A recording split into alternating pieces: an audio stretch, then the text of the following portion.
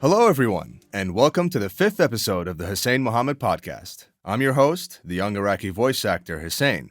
And as always, if you'd like to skip to any part of this podcast, you can do so through the chapters feature on YouTube or the timestamps in the description. Now, my guest for today is Vikram Rajan. Is that how I say your name? I don't want to say it correctly. Oh, I've never heard anyone pronounce my name like that. It's very, very, very hot. That was actually kind of sexy. I'm not gonna lie.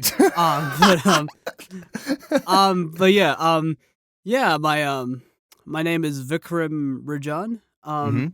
But yeah, people just call me Vic or Vicky, whatever floats your boat. So I'm happy with whatever. You're a voice actor and casting director from New Zealand with a background in theater, drama, and improv. And also, as I've come to discover, an interviewer with your own interview series. So, first of Yes. all, welcome to the podcast. It's so lovely to have you here. And Thanks, man. Thanks for having me on. it's awesome. And second of all, please tell me about this interview series of yours, because I did some research about it and I couldn't find like a channel or anything. So, what's that about? Yeah, I need to get better at that, honestly. But yeah. So apologies for my coughing, by the way. I had a pretty. I just finished the show. We had an after party, so it's still kind of hitting me a little bit. Oh, But I'm all right. I'm regular. It's been a day or so. So it's a very funny series how it started. So the series is called Overvoice. It started way back in mid to late 2022. So it's pretty recentish, actually. I ooh, would say. But it started out in the weirdest of ways. So, in uni, which 2 weeks from now I'm actually finishing, which is crazy to ooh, me. that's But awesome. no, it's scary actually, but it's pretty awesome, but scary.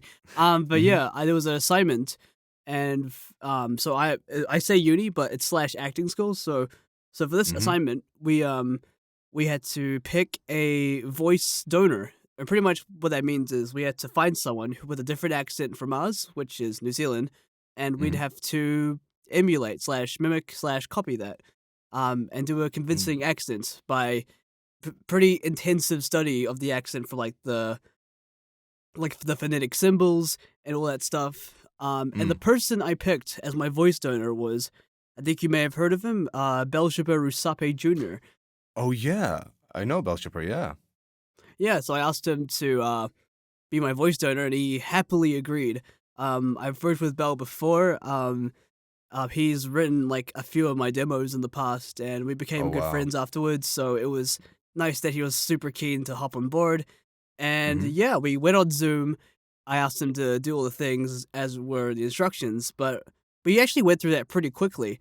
But then afterwards, it was like it was like an hour or maybe even 2 hours of just chatting. And it was super nice because I haven't really spoken to Belle before. It was mainly like me and you. It was mainly through text a lot of the time. Mm. So yeah, That's very uh, interesting. after I finished doing that session with Belle, I was thinking, why don't I just do this some more? I want to speak to voice actors more because the majority of my interactions is mainly through text and sometimes the occasional Discord voice chatting. Mhm. So I ended up starting back in late 2022. My first interviewee was Sammy Chen. I'm not sure if you've heard of them. Oh yeah. Mhm. They're super lovely. And I had a fun time interviewing Sammy. And the second person I interviewed was another friend of mine, Shakira Dunn, who you may or may not have heard of. They are super cool, voice actor. Mhm. Then I went further and further, with more voice actors.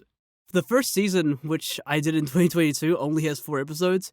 Season 2 is like the first consistent set of Mm. episodes because I recorded season 1 back in 2022, but I released them in 2023 because I was super duper busy, um, and I didn't have the time to edit. So but Yeah. with uni ending and stuff, I do want to make it more consistent.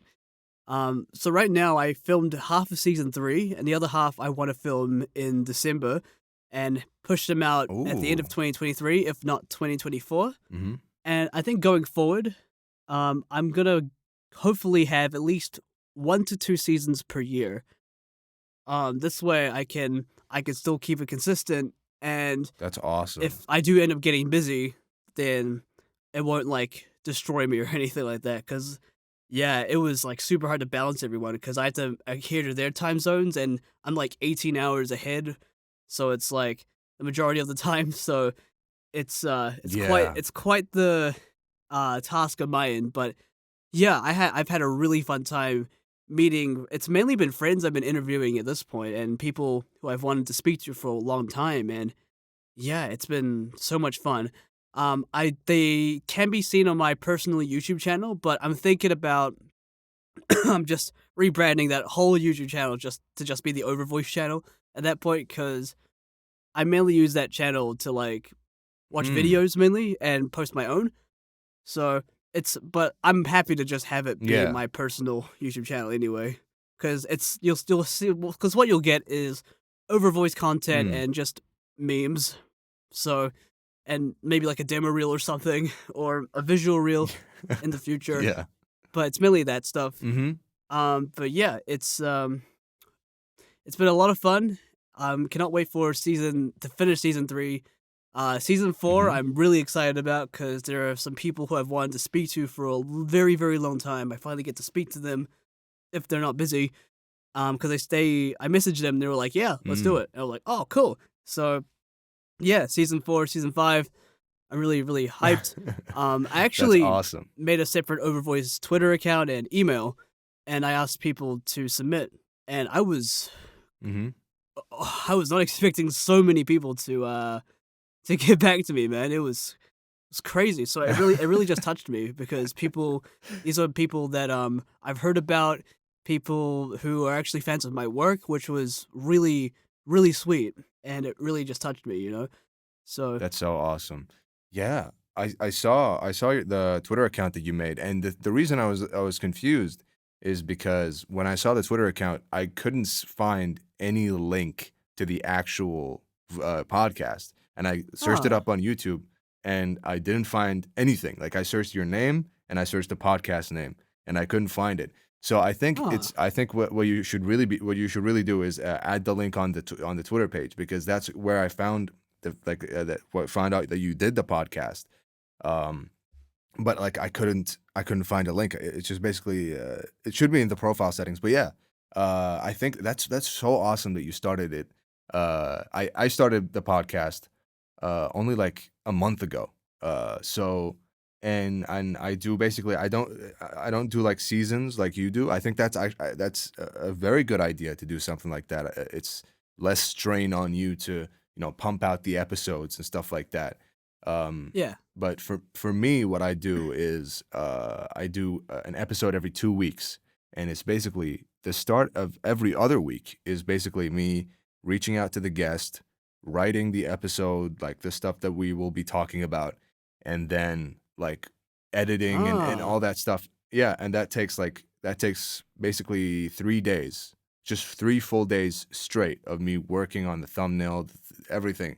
So I think it is very productive to like finish a bunch of episodes and just schedule them according to that like seasons like you do. I think that's a very good idea. So Um, you're way more organized with me mhm. in that regard, because the interview process I usually do is there are some questions I usually ask everyone because it's just what I expect to ask voice actors, and I think they Yeah, expect it as well. And of course. yeah, the other half is like just straight up improv at that point, because sometimes they'll bring up Mm. something really interesting, because something really interesting about themselves, like, hey, hold on, can we bring it back a bit? It's like, that's really cool. Can we talk more about that? And then yeah, it Yeah. just becomes more like a chat later on, kind of similar to like how it actually started with me and Bell. Mhm. So that's like my format at least. You are definitely more structured and scripted, which is actually really good because it's more like you have talking points, you have chapters, which is so good, Mhm. which is super useful. Um, Yeah. but yeah, I'm thinking about doing chapters in the near future as well. Um, Yeah. just to like get that more bite size. I think your podcasts slash interviews are definitely way longer than mine. Um, Mhm. but yeah, I think I usually have it to be visual. I think you're more audio based, which is pretty freaking Yeah. dope. Um, Thank you. Yeah. but yeah, that's just Yeah, me I personally because I like seeing people mhm. face to face if they want to if they want to have their face shown. Because I've done episodes where people weren't comfortable with showing their faces, and that's totally cool. But Hmm. yeah, otherwise it's just me talking to like a profile picture, and I find that really funny. Yeah. I mean, yeah, I totally get that. For me, like the reason that I don't do like face cams and like the camera stuff, first of all, it is a lot more work. It is so much more work to sync up the audio, to edit it, to make it like an actual like a video, to make it a video. It is incredibly difficult. Um, and also, I think the reason that I also don't do that is because, most people don't have professional cameras or aren't willing to like get a tripod and set up their phone for the camera, so they'd have to use their webcam. And I like things to be as high quality as possible. I don't know, something in my brain. I know it's, of course, it would add another dimension to the podcast, but for me, like the fact that I can't like get a professional camera and go set it up exactly the way that I want it, it just like, no, I'm not gonna even bother because it's not the quality that I'm seeking. Like, I don't know, that's like something that is within me, to just like be able to not make it look like, I don't want a discrepancy between the audio quality and the video quality, if that makes sense. You know what I Yeah. mean? Yeah. So I think, well, of course I have talking points and everything, but if we do talk about something very interesting, we're definitely going to do a detour. And a Oh lot of hell the yeah. times, yeah, and a lot of the times, I don't even do all the talking points because we just talk about so many other things, and I just miss like a few, and then it's like, oh, we've been talking for 90 minutes. That's the episode, and I can't just keep going. So I think it's just a way to keep it organized, because sometimes there's long pauses in a podcast and you're like, oh, well, what do we talk about now? So I don't Yeah. want that to happen. Yeah. So when's that gonna be rolling out? When are the episodes for the you're just gonna finish uni and then start working on the next season, or how's that gonna happen? Good question. So that's the plan. Yeah. So uni will finish in 2 weeks from now, which will be before December. And Hmm. within December, I'll finish up the rest of the other half of season 3.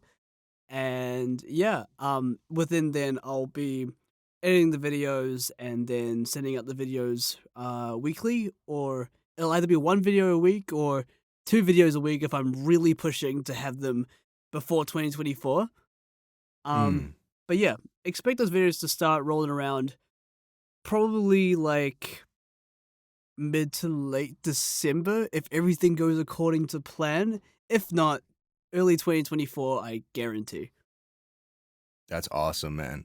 Well, I'm excited. I'm excited to see them, and please do send me the link to the previous episodes. And if you do have like sometime in the future, if you're gonna do another season, I would love to hop on an interview with you, like this one, like the one we're doing right now. Oh, But dude, totally. We have to run it yeah, back, man. I'll get you. I'll oh, get you for. 100%. I'll get you for season 4 and 5, depending how big the list is. But yeah, hundred Awesome, percent, dude. awesome, man. I was actually gonna I'm ask if very you were excited. keen, but this is easier. Easier. Thank you.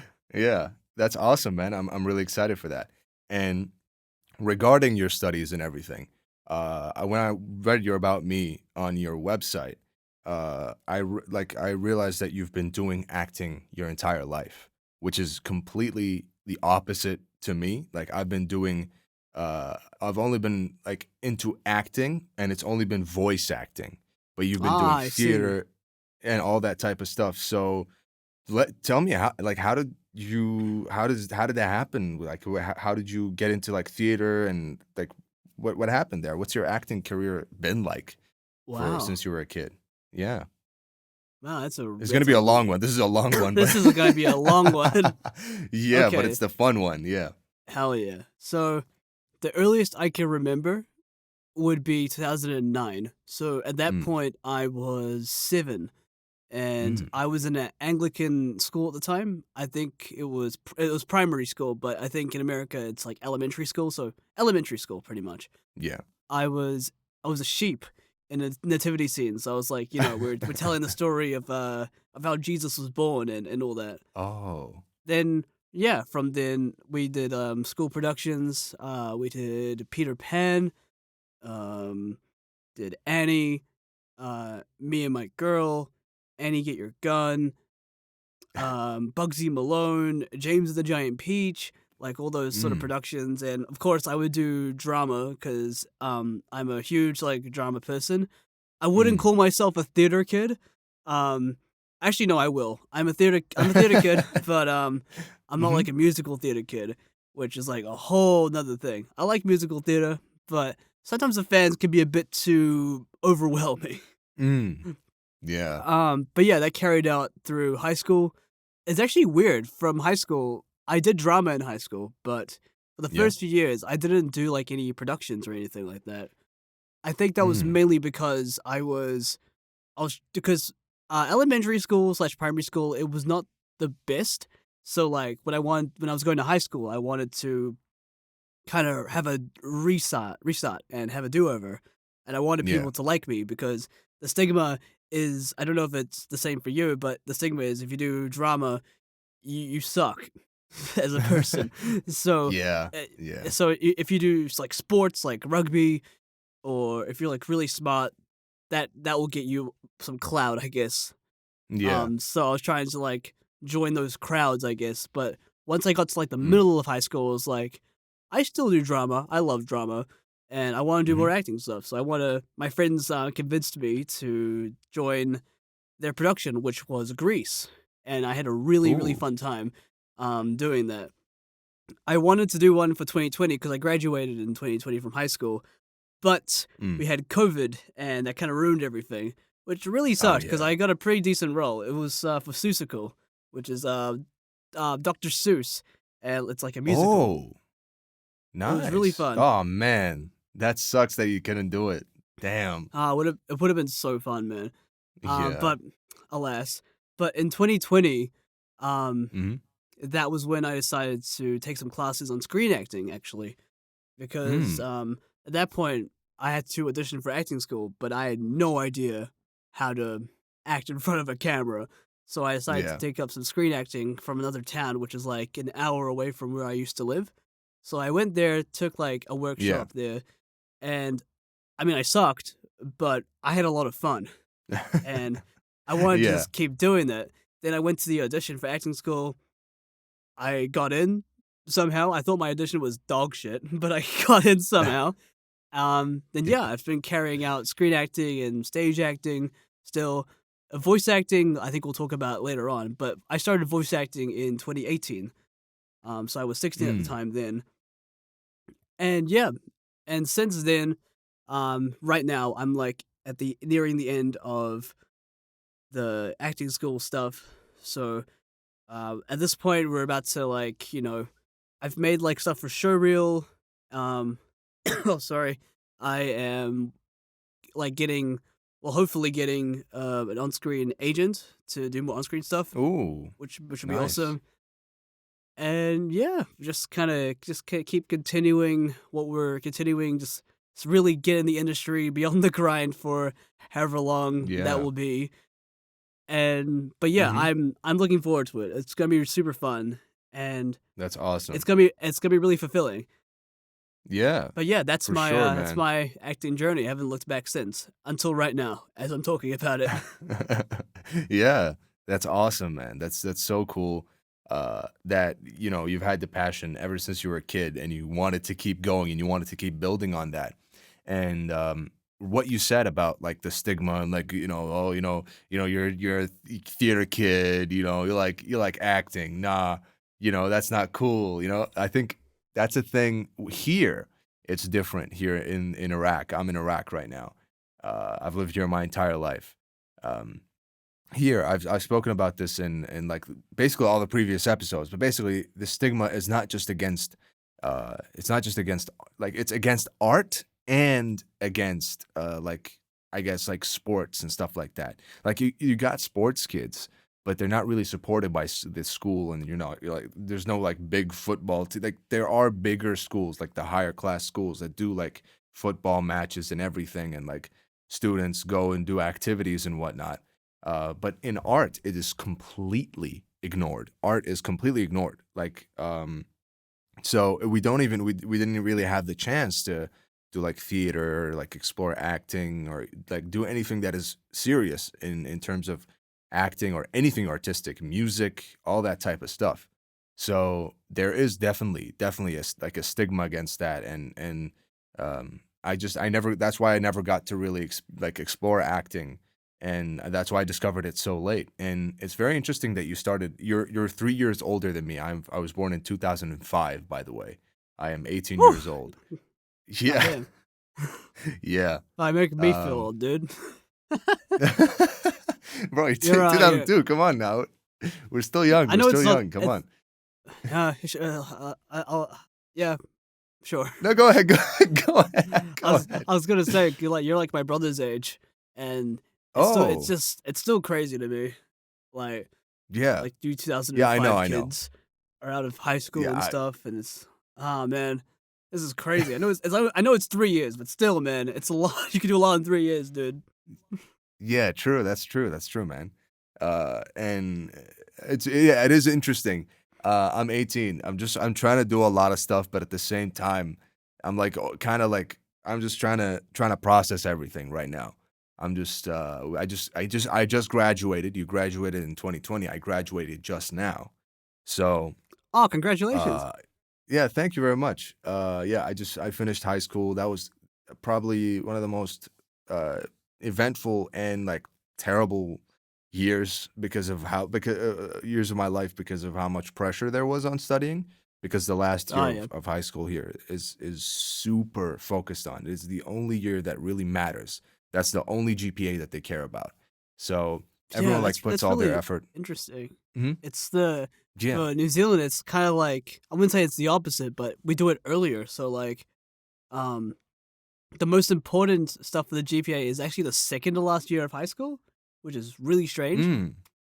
And then the last year of high school, you're pretty much trying to get credits to get into university if you want to get into university. But if you don't want to get into university, you pretty much have exactly what you need to carry on living life, which is really interesting. Yeah. That's so interesting, actually, because here we don't have like those types of activities where you can do activities or something like that to get credit. Here you just have to like study the material and like this like the system is I've spoken about this. It's like if I get into the details, it is so terrible. This studying system, everything, education here is terrible. It is terrible, and so it is a lot of pressure on the students. The teachers don't really care. It's just a lot of it's just a lot of chaos, and through that, that's why I took a hiatus for 8 months since the start of 2023 to the end of high school. I took pretty much. Uh, a hiatus from voice acting because I had to focus as much effort as I could on voice acting, and at the same time, sorry, on studying, and at the same time we were moving, and it was just like the most amount of pressure that I've had in my life, and so I only got back into voice acting like a few months like on in August. Yeah. So it's very interesting to, graduate and like get back to the thing that I was doing, and it's my mindset is completely different. I really, it feels like I can't click into something yet. Like I'm just moving, but I used to have a rhythm that I don't have right now, which is very interesting. Um, so I wanted to ask you, how did you get into voice acting, like in 2018? Because I got into it in 2020. So how was it back then? It's very interesting scene back then. The when I started, um, I used to be not vocal about this until I made my video celebrating 6 years, where I actually talked in more depth about it. But pretty much, I'm not gonna spare all the nitty gritty details because that's like a whole another hour of stuff. But Yeah. yeah, I just wasn't in like the best headspace at the time. Like I Mm, was really bad place because I was trying to figure out what I wanted to do with my life. But kind of mm. similar to your situation, I was being pressured into doing other things like being a doctor, being a Oh, lawyer, or something that would mm. appease my Indian parents. So Yeah. so yeah, I just wasn't doing so well at the time. So voice acting was something I wanted to do as a kid, and it started out as like a hobby, but also like an escape because Mm. I could play these characters in like these different worlds, and I had a lot of fun. So Yeah, I started out, bought my first mic, which was the worst decision of my life because I went in head first, no research whatsoever, because my first mic was a Yeah. Blue Yeti mic, and while it's great for like Oh. podcasts and stuff, it's Mm. admittedly not so great for voiceover. It's a good mic, just not what I Mhm. needed for voiceover. Then, funnily enough, I actually upgraded like 2, 3 months later, and to the mic that you have right now, which is a AT2020, and I had that for like a Awesome. solid few years. Then Mhm. upgraded to a Rode, which I actually still have to this day. I let people Mm. hire it off me sometimes if they need to. Mm. Then at the end of last year, um, I made hopefully my final mic upgrade to the Neumann TLM 103. Yeah. Um, but that was like I really wanted to buy that mic with my own money that I made from voiceover to make it full circle. I was really adamant about that. Yeah. But yeah, here we are. But yeah, enough That's about awesome. mics. Thank you, man. But yeah, Yeah. enough about mics. The story now. So Mhm. yeah, continued from 2018. 2019, I started doing more classes. I tried to do more in-person classes Mm. where there's only like one in New Zealand, which is really Oh. interesting. Mm. But I'm hoping to like do more. Hopefully, if I'm allowed to. Yeah. But yeah, Hopefully, yeah. yeah. Then 2020 rolled around. Then lockdown happened. I was Yep. voice acting, but I was like super amateur. I didn't have like a demo reel or anything like that. I was mainly on Mhm. Casting Call Club, like the most. Oh, yeah. Mm. Then I took one class, and this class I actually met Hesham, who you interviewed not too long ago either. Oh, yeah. Um, That's and awesome. Yeah. then I was like, "Hey, I should get Twitter." And then I got Twitter, and that like Mhm. changed the whole game for me. It was like this is like a untapped like realm or dimension, Yeah. and that kind of like pushed me into like the stratosphere, you know.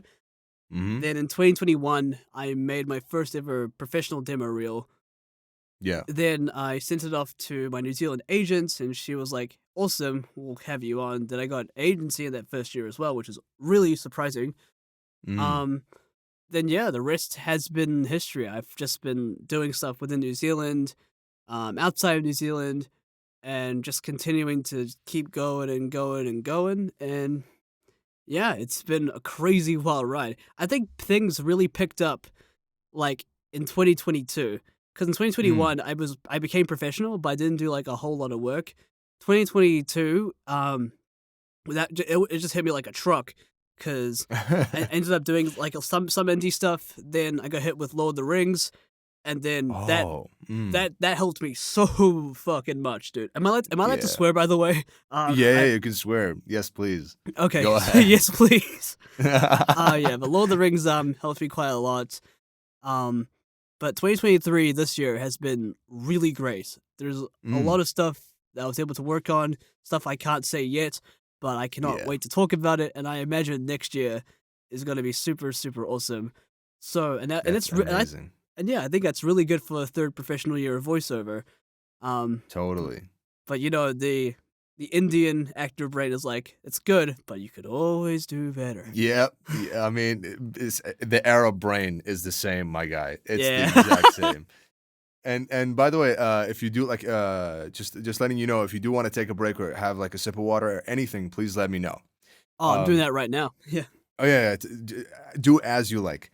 Yeah. And basically, that I related to that so much. The thing about voice acting, being like an escape, or it being like you were in a bad headspace and you were trying to find something. Dude, that was me. That was me in 2020, bro. I was in the worst place in my entire life. And I was like, I didn't know, I couldn't study.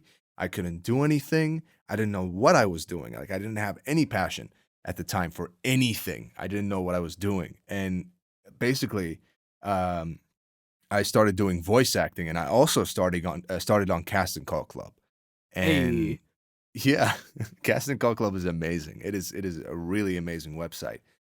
And I also started there and I did my first audition I actually got cast for and then uncast cuz I was under 18. I was 15 at the time. So like, "Wait, wait, wait.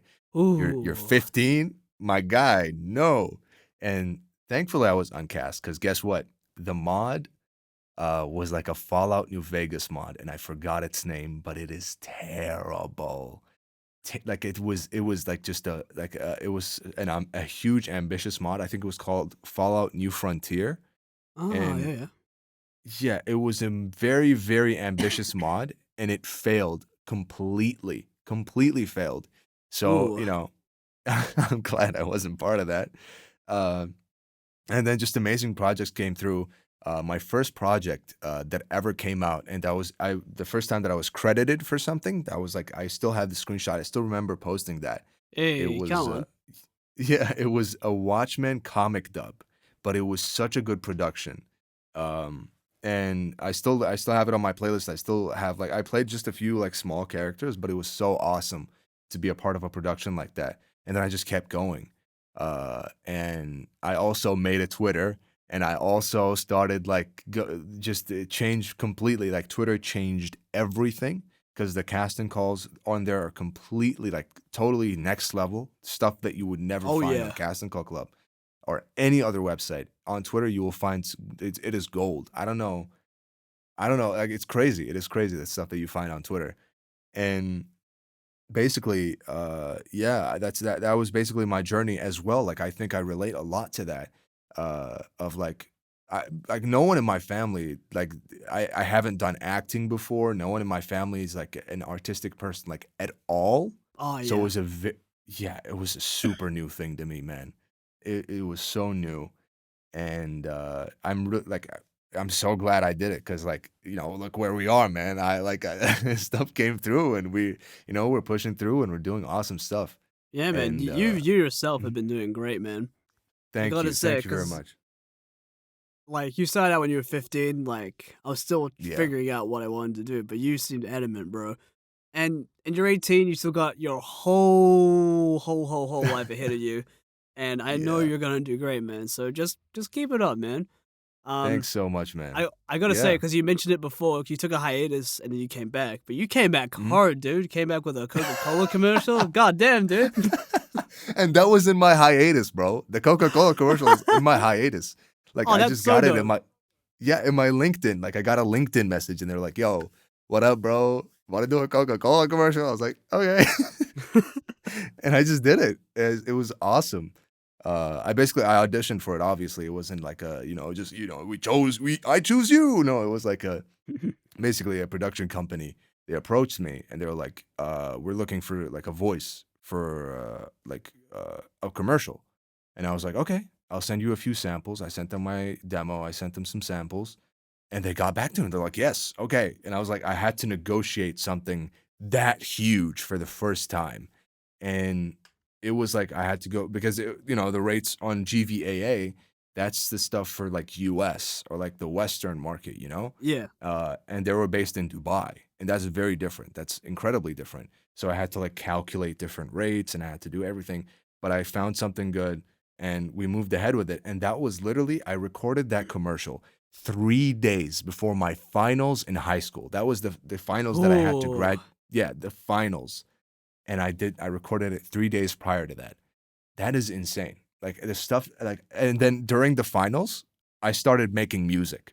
Like I was making music during the finals. I was like, you know what will be a good companion to the final year of high school and the one that determines everything? Let me just like learn to make music. Yeah, I think that's oh, nice. What do you like a music instrument or just like going on like well, GarageBand and just making some tunes? yeah, I literally started on GarageBand actually. I don't have any Nice. like live instruments or anything. I wish I had that, but yeah, I started just like I'm into hip hop. I'm into hip hop a little bit. Nice. Not a little bit, a lot bit, A lot bit. and yeah, a lot bit. And yeah, so do you do any like that type of have you done music or like what type of music do you enjoy? I'd love to hear that. Oh, nice. Yeah. So music wise, I can't say I'm like really proficient in like any instruments or anything like that. I Hmm. I did play the saxophone like many years ago. It must have been like 7 years Oh ago. my. Yeah. That was a while ago. Um, Yeah. I was like average. I wasn't great, but I was able to Hmm. like play like a couple notes or something. I kind of wish I continued, but at the same time, I don't know how my future would roll out. But yeah, that was pretty much that. The music I'm Mm. into is how do I say this? I mean, nowadays it's considered dad rock, and that just hurts my Mm. feelings because I'm not even a dad. Oh. Um, Dad um, rock. so What does like that mean? so it's Mm. like I think the majority is pretty much like rock, like Yeah. rock, like punk, pop punk, emo, new metal. So like you have Mm. like some of my favorites, like Green Day, Limp Bizkit, Oh. Sum Mm. 41, Blink 182. But then you've got your classics like Queen, Michael Jackson, Prince, Oh, yeah. Beach Boys, Grateful Dead, Beatles. So I'm very into like the quote unquote like older music, but like if you Mm. get me like some 2000s like punk and pop punk that you like hear on MTV, that just gets me. It just I don't know why. Like it's so awkward to play in the car because it's like people like play like some D&B or hip hop, but then it's Mm. like these young high-pitched teenagers or people that sound like teenagers just talking about their angst, but like I don't care about the angst. I just like the beats. It's just like really fast-paced, you know. It's something Mhm. you'd see in like a Naruto and Sasuke AMV, you know. Yeah. Yeah, but dude, that's awesome. I honestly, I do. It is for me. I do enjoy that type of music. Like I don't listen to it as often as I do hip hop, but it is like a very like those genres that you described. Green Day. I like some of their some of their music. I've heard actually. The only song that I like can recall from my top of my head right now for Green Day is I think it was called some. Oh, how did I forget this? Some basket case. Basket case. That's the Oh, only. dude, that's my favorite song. Hell yeah. Oh, really? Yeah, man. What? That's the most listened to Green Day song that I've ever listened to, I think it and is it's because like on Mhm. Spotify, it is the most like listened to and the most popular, but it's popular for a reason. It's really damn good. Yeah, it is a really good song, and the first time that actually this is I heard it for the first time in a game on PS2 called the BMX Oh, XXX. yo, hell yeah, dude. Bro. Have you played it? I have played it. That's where I heard it as Oh well. my bro, that's crazy. What? That's so awesome. Dude, Man, that song turned 30 this year. That blew my mind, wow. dude. That's crazy, man. Yeah, I heard it like when I was a kid. I was like, "Nah, what is this song? I gotta look it up. I gotta search it." And like that's like I think that's what like one of the first times that I ever like searched music and actually like got into music because like Hey. again, not no one in my family is like a musical or artistic person, so it's just very interesting. That somehow somehow I came out of that. You know, I like fun, I'm funnily still. funnily Mhm. enough, last year, we had to do like a singing showcase. So we had like each of us had to like sing a song, Mm, like solo in front of people. mm, And a lot of people did musical theater because the thing was, telling a story within the song. And musical theater, mm. you can kind of do that already because it's kind of laid out for you. But Yeah. I actually did basket case. So I sang basket case in front of people. Oh. Did like the whole, I did a lot of moving, a lot of shaking. Oh man, it was fun. It was a lot of fun. That's like one of my Uh, most dearest memories. Like I'm singing that song on my wedding, when I get there. oh, that's so awesome, man. I'm like that's crazy that we both like I like that song a lot. Like I can sing it off the top of my head as well. Oh dude, we gotta And sing it at some point. Let's do karaoke or some shit, dude. hell yeah. I'm gonna come over to New Zealand right now. Oh, Let's do it. come over, man. Anytime. That's awesome though. And for me, the singing experience that I had, uh, I've never really, I'm not like my voice is terrible. Like I'm not trained in any way. I'm not trained in acting and music and any of that type of stuff. I'm just going purely on instinct on like everything that I do. Um, but for me, I'm this. I don't know if you're gonna like this because he's not he's a pretty controversial guy. But I like Kanye West's music a lot. Oh yeah. Uh, yeah, he's my favorite artist. And basically, I one time basically we traveled to Jordan, and for like an Olympics, English language Olympics, it was called. And while I was there, I was like, I'm just gonna be me. I'm just gonna do whatever the fuck I want. And so we were there, and there was a stage, and everyone like could get on and like perform something or like sing or whatever. Yeah. And I was like, I cannot. I've never been on a stage in my entire life except for like one time, like 2 months prior to that when I was like reciting a theatrical. That was the first time. Okay, wow. Actually, how did I look over the fact that I did theater like one time? That's the only. I'm gonna tell you about that in a second. Um, but basically, uh, like that was the first time that I ever got on stage with a microphone, and I basically did. I sang a song by Kanye West from his album from 2010. It was called was it Dark Fantasy? I think I sang Power. And I was like, it was terrible. It was a terrible performance. It was a cappella because they refused to play the instrumental, and like it was so bad. I look at it and I cringe, but at the same time, I'm like, "Fuck yeah, Hell yeah, that's dude. what I'd be doing. That's what I'd be doing, man. That's you gotta get up. Yeah, I had to Yeah, get man. up there. I was like, I gotta. This is a moment, and I gotta like learn how to get on stage. I gotta understand what it takes and what I'm gonna do wrong, and it's also fun to be on stage and like do Yeah, that man. type of Getting on stuff. stage is like a huge step. So I'm really glad you're gassing yourself up because that's some people just can't do that. And like for me, like once I'm on stage, like I find it hard to be nervous because if I'm Mm. gonna be on stage, I might as well just go hard. I don't care if it sucks. I'm just gonna go hard. Exactly. Bro, that's my mindset, man. Like if you're gonna do something, like for me, when I was on stage, I was a little nervous, but I was like, fuck it, I'm here.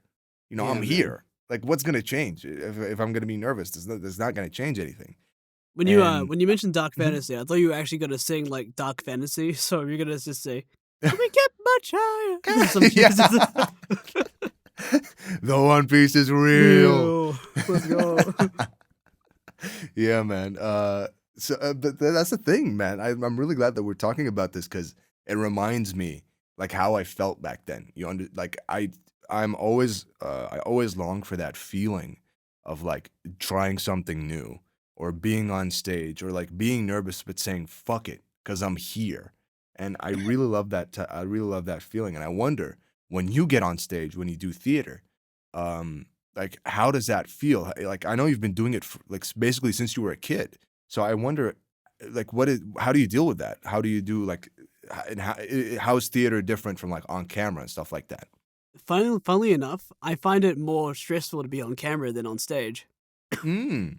Reason I say that is because, well, one, I've done stage way longer than I've done screen, but with screen acting particularly, it's not just the people that you're acting with. You've got the camera people, you've got the other people on set that you have to work with. So Mm. it's pretty much you'll have like 20, 30, 40 eyes on you at once, depending how big like the set is and all that. Mm. Whereas for a stage show, it's kind of similar, but with film, the stuff that you do is immortalized in that, Exactly. whether you like it or Yeah. not. So with Mm. with the camera stuff, you have to also like because people that are filming, we have to do it like on a specific time. And if we go over time, then you have to worry about, am I wasting this person's time? Will I get work again Mm. because I wasted that person's time? And there's like those little things that kind of get to the back of your skull because you want Mm. to make it a career and you want to work and you love working like that. And Yeah. with stage, I just don't feel fear anymore. I when I started out, Mm. I was super scared. I would only do like small roles and not speak just to get in there. But at one point, I was like, "Oh, this is boring. I want to speak. I want to get on there and actually make an impact in some shape or form." But Mm. then, um, yeah, stage. I don't really feel the fear anymore. Like being on stage in general, I, That's I, interesting.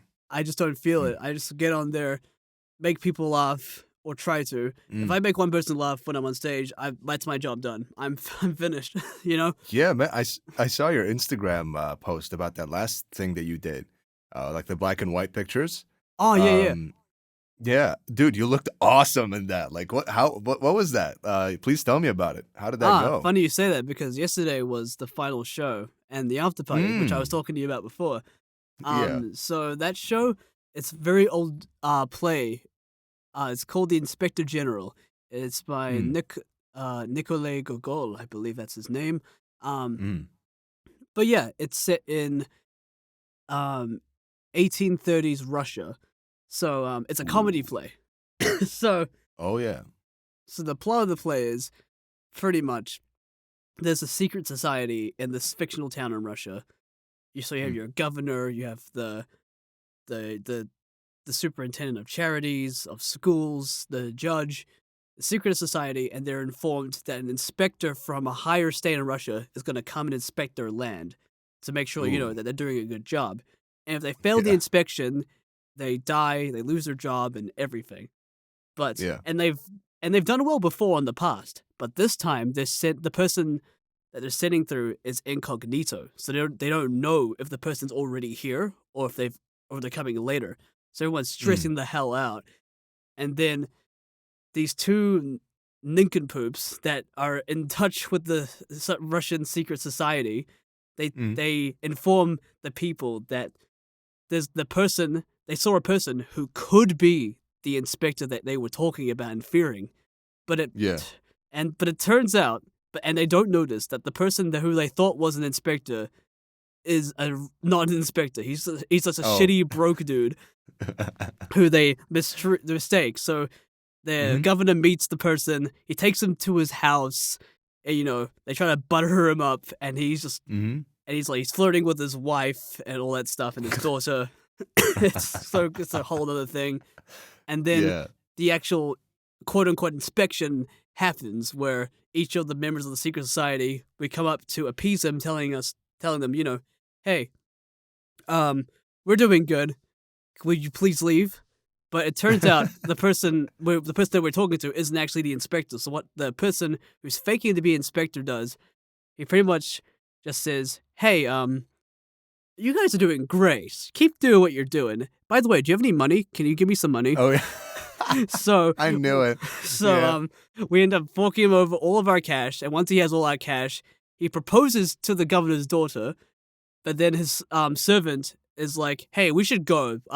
I think these people are gonna find out that you're actually fake," and so he Yeah. leaves with proposal to his daughter, and then the postmaster, who's also part of the secret society, because Yeah. it's a corrupt society, so this postmaster reads all the letters before he sends them off, and Yeah. then and after, because my character, he's a total bitch boy.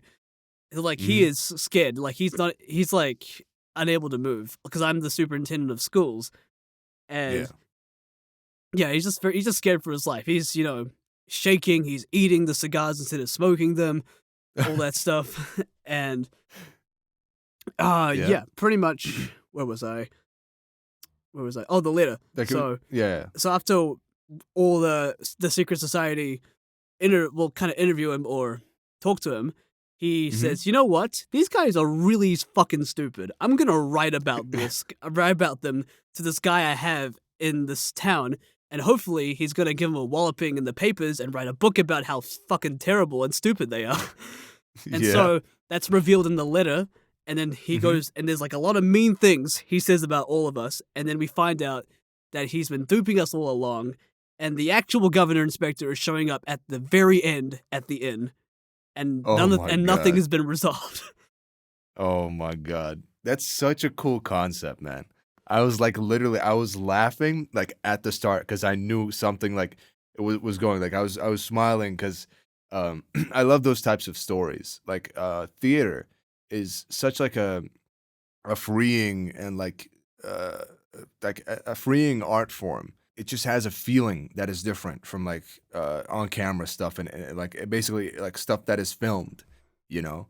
And although I've never been to like a show or like like a theatrical show because like as I said, no one's like in my family's really into that, so I've never gotten the chance to really see that. But I realize how different it is uh, like to do on camera, to do theater, to do voice acting, and it's a lot of there is a lot of course it's all acting. There is overlap, but when you do like when you write a script or direct something for each different thing, it is very, very, very different. I've never done on camera, but imagining what it would be like to do an on camera thing, as you said, that stuff is immortalized forever, forever, man. And like the fact that people will watch it and can like rewind it and see the moment where you messed up a little bit or said something that wasn't that wasn't Yeah. exactly like correct. People can rewind that or like all that type of stuff, and that's like that stuff makes me nervous, man. Like my mom always says you should like do on camera acting or advertisements, and I'm really open to that. You But should, man. like, You really should, genuinely. thank you. I do want to look into that in the future. But it's like it's more difficult to get into here in Iraq and in the Middle East in general, than it is, I think, than it is in like the West or like well, you're New Zealand, so but kind of we're in the West, we're Western, Yeah. you know. Yeah, so I think it's more difficult.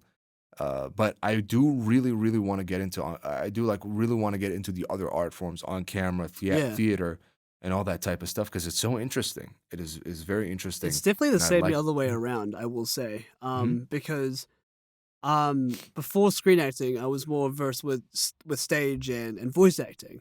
And with mm, stage and voice acting, some of the things can go hand in hand because both of them are like the majority of the time are like super over the top and exaggerated, which which is good for theater and for voice acting. But in voice acting, yeah. there's some grounded stuff as well. Screen Hmm. acting, for the most part, kind of stays within that grounded reality. So there's no need to like be over the top for the sake of being over the top because if you're like take for example if you are if you're there's a scene where your your wife is saying that she's pregnant, you're not gonna Yeah. scream your lungs out of joy. You're gonna Yeah. you're gonna be real and it's gonna be genuinely happy or Mm. angry or sad or what however you feel, Hmm. and you just let those emotions come out wherever that may be. And that's like my favorite thing about screen acting. Like the connection is really, really good, Yeah. and it's something that stage acting it's there. Sometimes it's not there,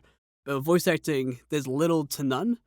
Like like at least facial connection, like eyes. Hmm. Like the eyes are like the window to the soul, and Yeah. when you don't have that in voice acting, where so if you're lucky enough to be in a session with multiple people in the same booth as you, the connection base is solely listening, which is really important. And Yeah.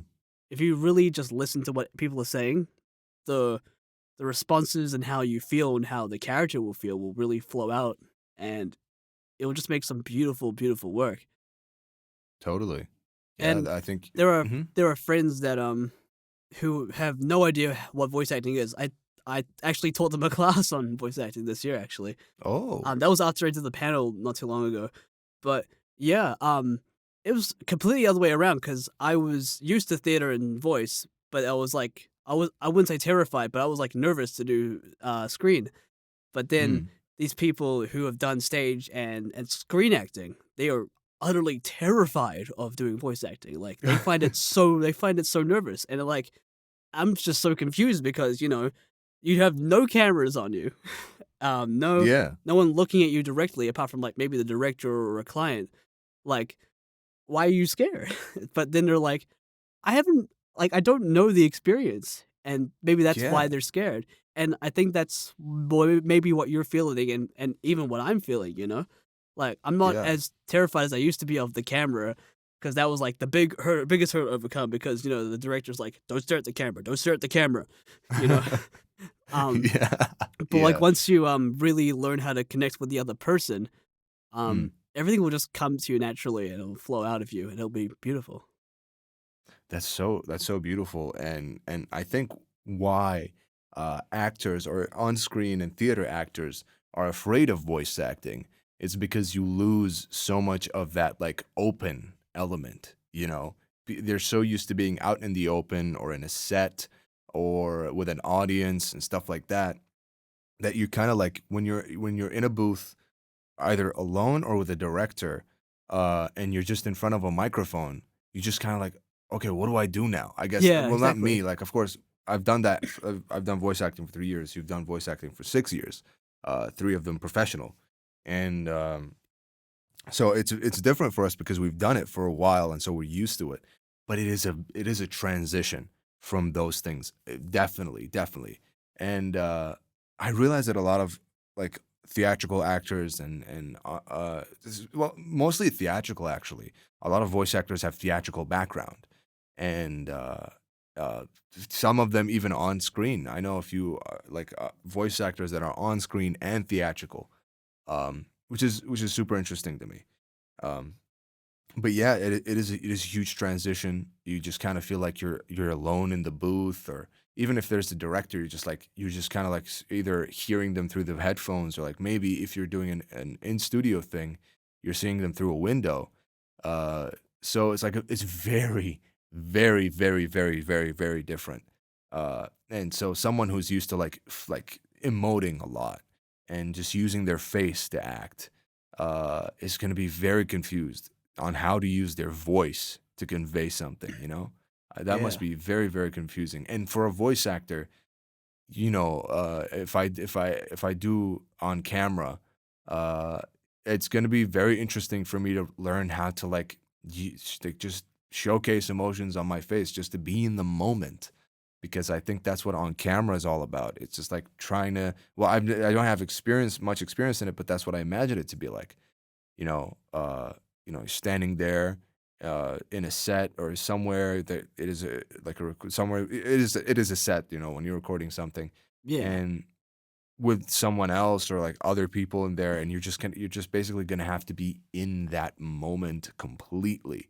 You're just gonna have to immerse yourself. You're gonna have to forget that they're a totally different person, and that you're gonna have to see them as the character, and it's so different. It is, of course, in voice acting when you're doing with a scene partner. Of course, you're imagining them as the character and not the person that they are.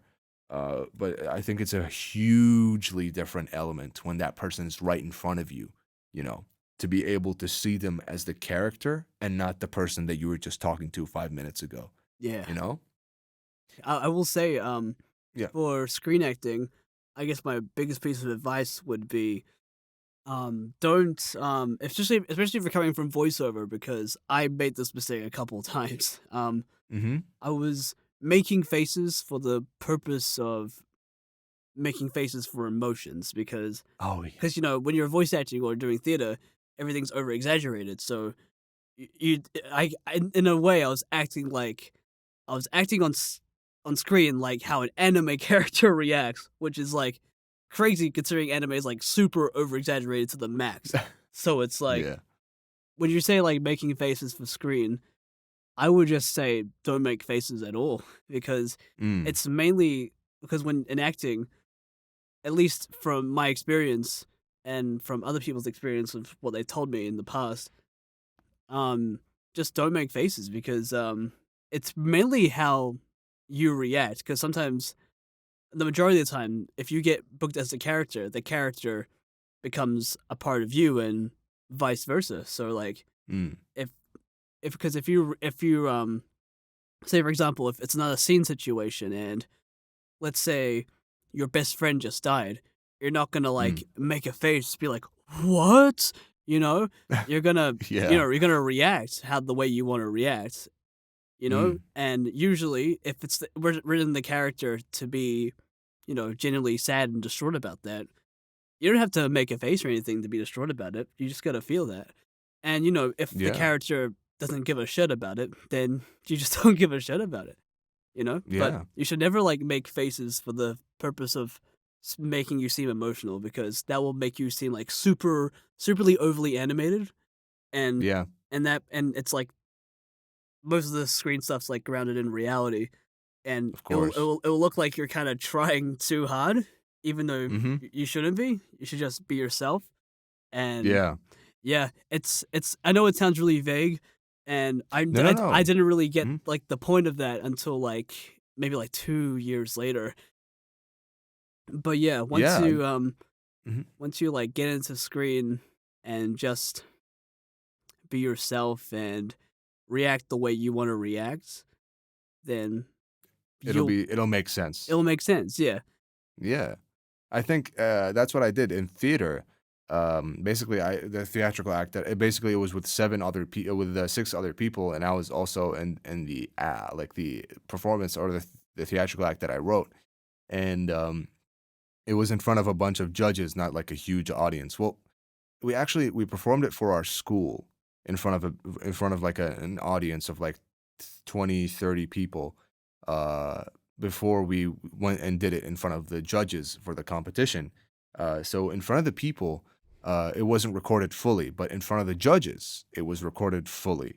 And I realized, like, when I look back, I was doing a lot of, like, emoting and a lot of, like, exaggerated movements, like you said, and, like, trying to make my face look a certain way, and to showcase that, oh, I'm feeling this emotion, I'm doing this, I'm moving this way, I'm dismissing this person, I'm looking away, I'm looking, that type of stuff.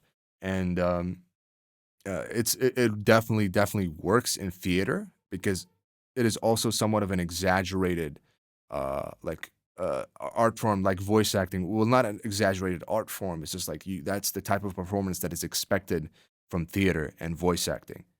And basically, uh, I was emoting and doing those different things, and it is definitely very, very different on camera. You're supposed to like just it is much more grounded and it is much more muted.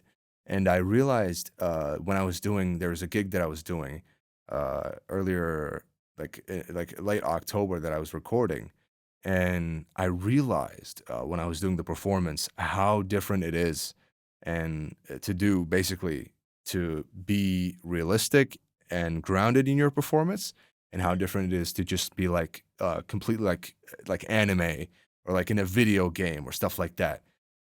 Because I was basically I basically kind of had like two jobs back to back in like the same week. One was a video game, and the other was like a different thing that I can't really talk about. But the different thing was more cartoony. It was more like, it was more much more there was much more emotion and stuff like that. And the video game was a realistic FPS. So it was Yeah. totally different. I had to do a very grounded performance for the FPS, and I had to be very realistic. And I was like, it definitely like it puts you in a super different headspace. That type of like acting and that type of Oh, is this performance. was this like the recent thing you announced not too long ago? Yeah, Ground Branch, Yeah, I the saw that. FPS game. Oh, congrats, by the way. I don't know if I Thank commented that or you. not, but yeah, congrats. Thank you very much. Yeah, it was that game, and it was basically I was voicing like an enemy militia, basically, Yeah. and it was just like a bunch of lines of like them talking about stuff, or someone gargling on their own blood and dying. Oh yeah. The usual, the usual rodeo. And that was so different because I had to ground it in reality, and I had to be like completely realistic with the performance. And then when it uh, came to like the other project that I was doing, and it was like live directed and everything. It was really awesome. The people that I worked with were really awesome, and it was such a different performance. I could just let loose and play a character completely separate, or like not. Of course, it represented a part of myself that I understand, but it was just completely like I didn't have to just pull completely from the ground or completely from reality. I could just go explore something completely new. I could just like like explore an emotion completely and go fully into it and be like just kind of exaggerate it a little bit and have fun with it. And it's so interesting because a lot of people love that part of voiceover. They think voiceover is just that. They think people think that you're just gonna get in and you're just gonna do anime your entire career, and that's it. And that's what a lot of people get into voiceover, thinking that it's that. Um, and Man, it's different. I wish it was that. I really wish it was Yeah, that. yeah, I totally do, man. It's so fun. It is so fun.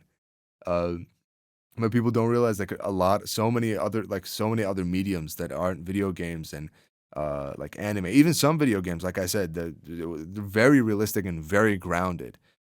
Especially new video games like AAA stuff, like Uncharted, Spider-Man, like God of War. There's such different performances. Of course, you have moments uh, of like cartoonish or like fun and stuff like that, and like different missions. But in the main story, you realize how much of it is like Oh super yeah. realistic and I mean super the grounded. fact that that Christopher Judge, the voice of Kratos, is actually playing Kratos in the live action God of War is like Yeah.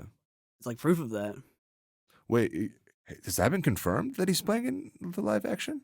Yeah, I think it has actually. Yeah, Wow, I didn't know that actually. I'm gonna have to Google that. yeah. Hey, geez, wait, hold on. I gotta Google it right now. Wait, he's playing. Has this been confirmed? Who is playing Kratos in the live action? Who will play Kratos in live action? There we go. Let's see.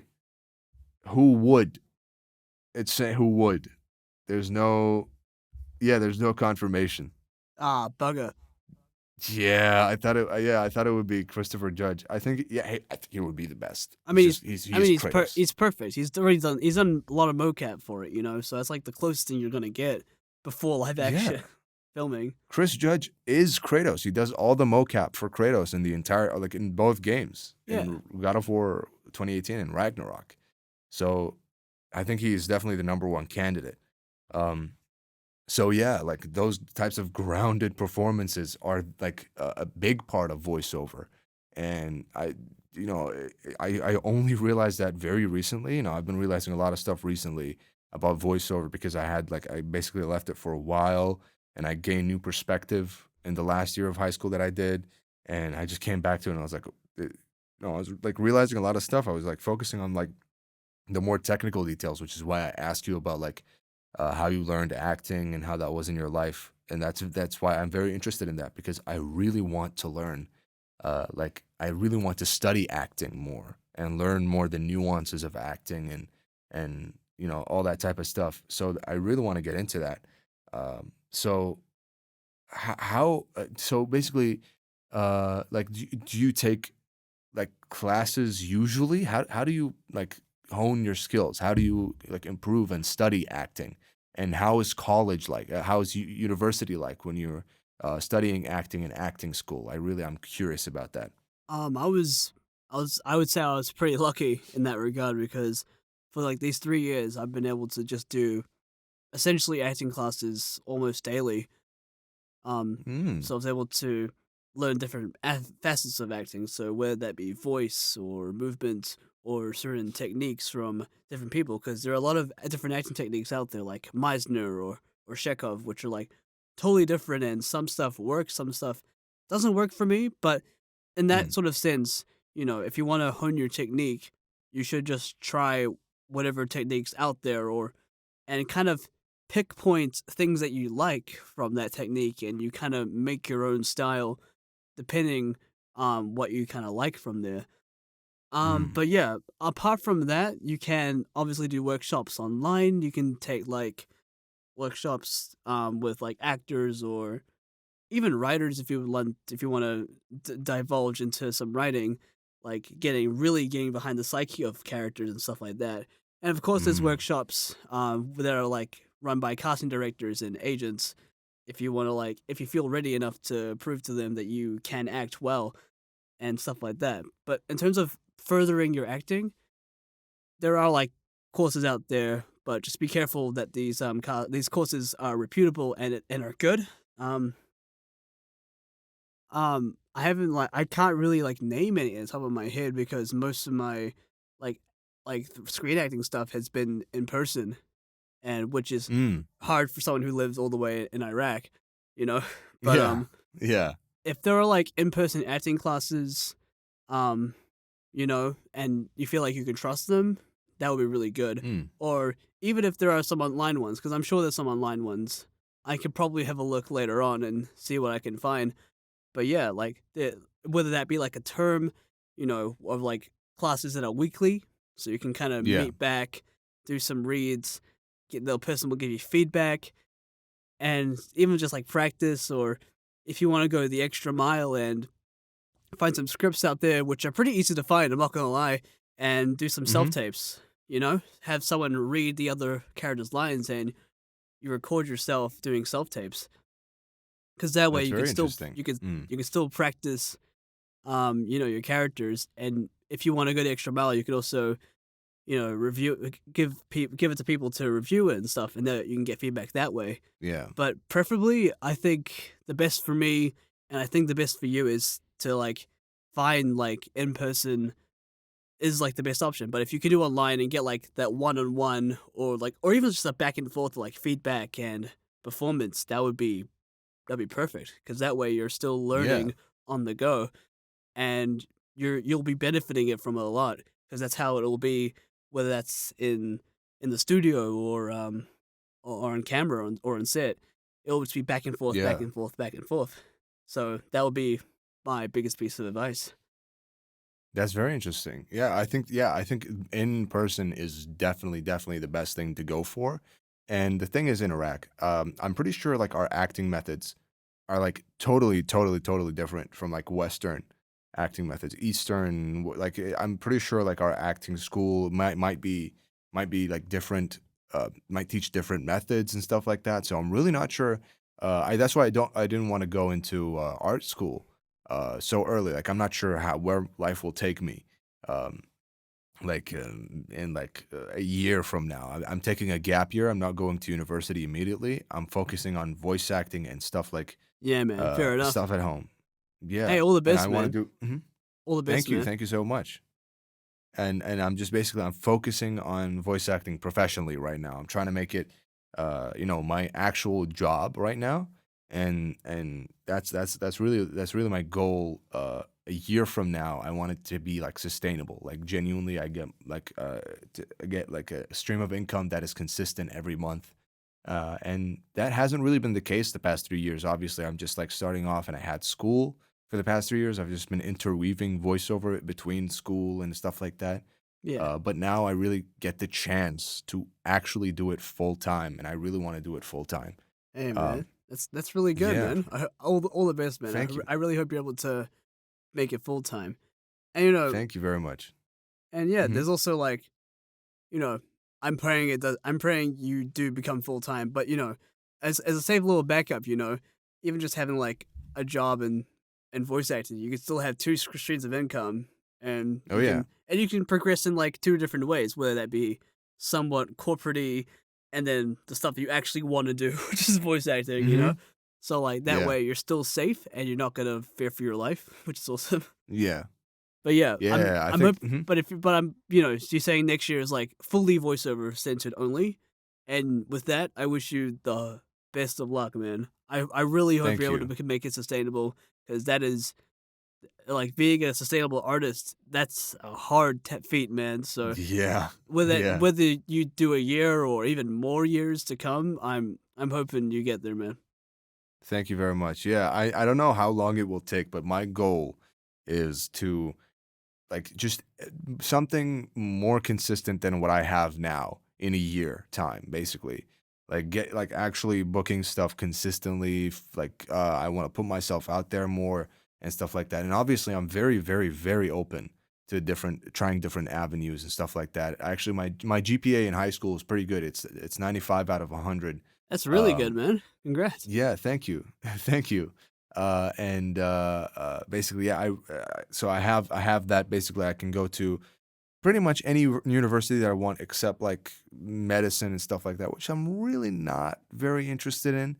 Yeah. And yeah, I I don't mean, know. you I don't know you what's got gonna happen. you got a lot of options, mate. So like whatever you want to Hmm. do, just go for it. As long as you're genuinely happy with what you choose and what you believe will help you and what will make you comfortable, that's the best option you Hmm. can go for. Yeah. I'm curious though, because are you trilingual? No, I am. I speak Arabic and English. I'm bilingual. Oh, I thought you were trilingual. You got English, Arabic, and facts. Oh. Thank you. I mean, I guess, we're both trilingual. I mean, right? I mean, you got facts in your arsenal as well. Except maybe you're quadlingual. Yeah, Are if you you want to, quadlingual? if you want to add risen there, sure. Oh, come on. Of course, of course. How could I forget? How could I forget? Yeah, man. But yeah, So, so, because I was gonna Mhm. say, is English your first language or is it your second language? so, yeah. I know I sound completely very, very American and very North American, but English is my second language. Uh, Ah, yeah, and no one in my family speaks like me. No one. Not a single person has the English like language skills that I have. And I just kind of like I just picked it up because I love English. I love the language. I don't know. I've always loved learning it and becoming better at it since I was a little kid. So that's stuck with me like till now, which is really really awesome. very well versed. I would not be able to tell if that English was your second language. Thank you. Yeah, that's a perk. That's a thing that's like that got me so far in voice acting, I think. Is it's thankfully I have a good voice for it and I have a good instinct for acting in general. Like I've just kind of like progressively learned to be a better actor through just performing in practice. And but it's the most important thing definitely is my English language. It's me being able to basically do a North American accent, to do an Arabic, an Arabian accent, and a British accent, to some extent. I got an English accent that is good. I think it is good. I think it is like if I'm doing a script, it'll be okay. If I try to, speak in an English accent, it's a little bit cringe when I do it with a like a with not without a script, and it sounds like I'm trying too hard. It'll be a little too much, It'll be Yeah, I'm sprinkling too much. But if I do it with a script, it'll sound better. Trust me. Uh, and yeah, that's the most important thing in voiceover for me. And we were talking about university and everything. Yeah, I don't know what'll happen in a year, man. I'm still 18, still just got out of high school, just trying to learn stuff, trying to do life in the best way that I can. So I'm hoping for the best. I'm just hoping for the best, and I'm gonna try my best as well. hell yeah. As long To as you try your to best, that's the best thing you can possibly do. hmm And so I wanted to ask you, what are your goals for this year? Do you have any unfinished goals for this year? Or do you have any goals for next year? What's going on there? Ah, funny you mention that because there are some goals that kind of bleed in from the previous years that I kind of carry on into the next year in hopes that it will Yeah. happen some magically. Um, Mm-hmm. but yeah, I think yeah, some of the goals that I've had this year, some of them have been achieved, but some of them are like they happened randomly, and it's like I didn't know I wanted to achieve this until it happened. Mm.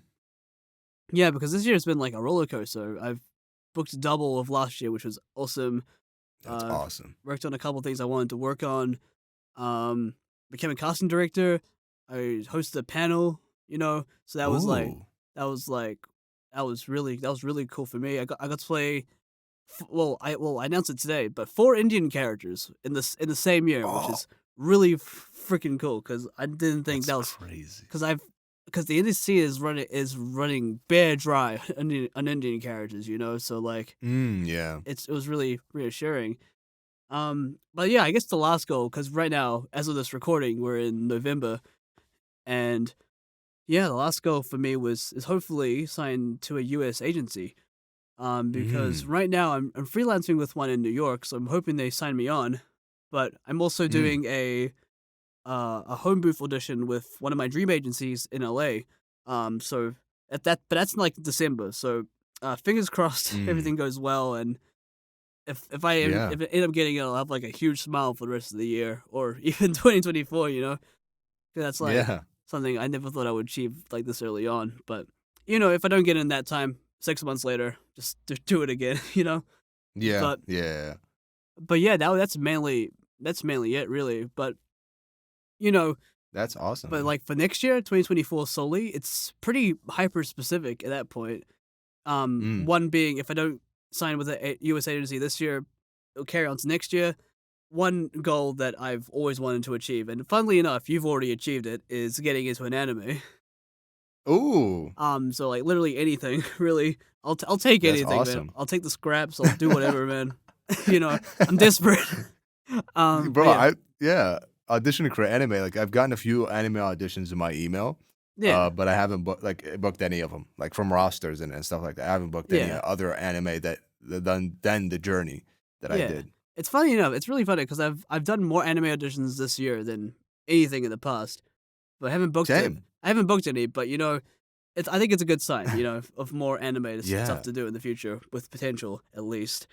that's awesome. Third Yeah. goal, um, become SAG eligible at some point. Mm. I almost did this year, but I got recast. But that's okay because I was so close. Mm. I'm sure it'll happen again at some other point in time. So, h- how do you become SAG eligible? Well, so there's a couple of different ways, but like the most prominent way is to do a union job Mm. from SAG, which used to be really, well, I wouldn't say easy, but it was more available to do during lockdown because, everything was shut off and people were reaching out to people across the world to do union jobs for work.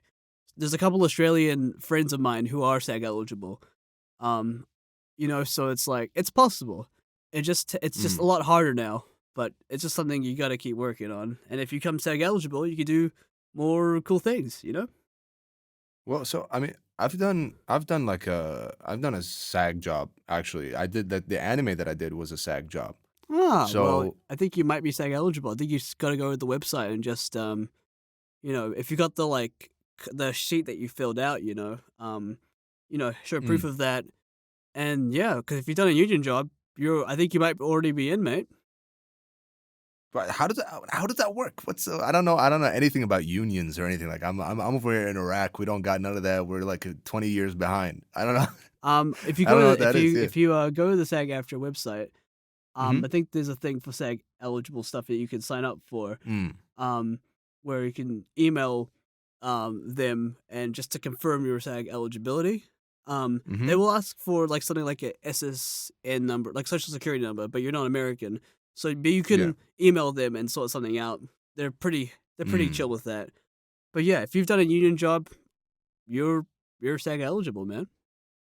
That's crazy. I don't even know. I don't know. Like I see rates for like SAG after members are like set at a certain rate that is like and it's for like a lot of jobs it is lower than the actual freelance rate. So I wonder like how different what is the difference between like being a freelancer and being non-union and being union? I really don't understand what the difference is. Honestly, that's a question I myself am not too familiar with because Mm. I'm strictly, well, not strictly, I'm purely non-union at the moment because well, I'm still trying to get that SAG eligibility still. So like once we get that SAG eligibility, then I might advocate for more union work. But the strike is over now, so like I think Mhm. it's a pretty good time to hit them up.